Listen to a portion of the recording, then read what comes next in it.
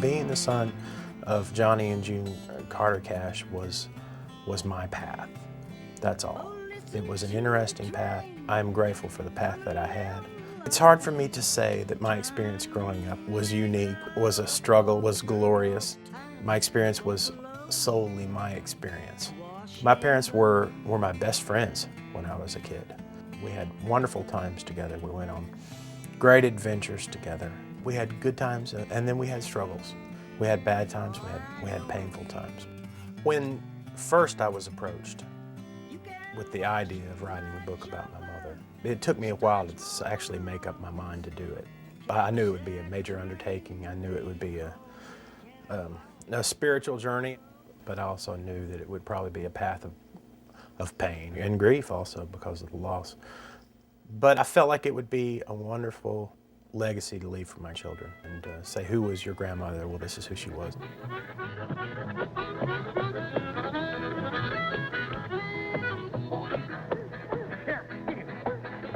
June was born into country music royalty. She was born in 1929, less than 2 years after the beginning of country music. Oh, I'll twine with flamingos and waving black hair. You had Maybelle and her 3 daughters driving from venue to venue by themselves.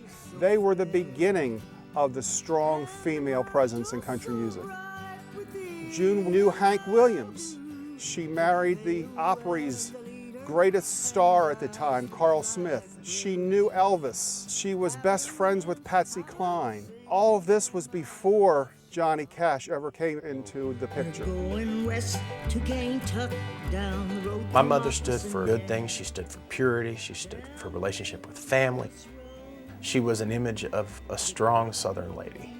My mother is a musical icon in some ways to so many people because, of course, one thing, she was standing beside my father. She was the perfect fit for a duet partner with my father. There was the stage persona of Johnny and June Cash, and then there were the husband and wife that had a more quiet existence at home and then enjoyed just spending time together. But there were elements of both of those realities that came into play in both places. There were elements of their love that were part of their stage personas that were just as honest and true on stage as they were at home, away from everybody. And then, of course, there were the darker images of Johnny Cash or, you know, the troubled things, sometimes at home.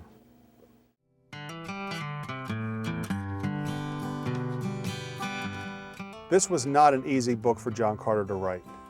Looking at his parents and putting down on paper the difficult memories that he brought with him over his lifetime, their struggles with addiction, their pain, the loss of their family members, the ups and downs of their careers. Having to do that as a son was very, very painful for him. And it was a catharsis for him. It helped him as he was coming to terms with his parents as people. I hope that the reader, when they read Anchored in Love, has an understanding of why I titled it that. Because my mother's life was based on love and forgiveness.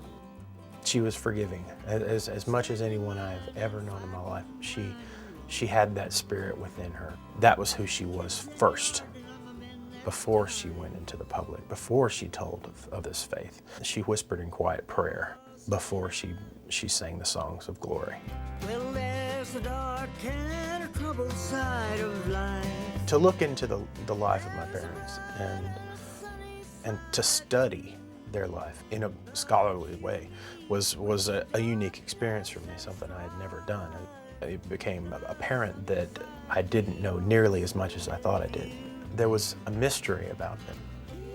And I believe that if I, in my writing the book, tried as hard as I could with great understanding to remove that mystery, it would be impossible. That there is no way to remove that mystery totally of who they were, and I don't understand it. So if you get the book and you think I understand, you're probably wrong. I don't. I don't fully understand who they were, and I really don't think that I ever fully will understand who they were. I accept that mystery. and I appreciate it. And that's part of what makes them so much larger than life. It will keep on the sunny side of life.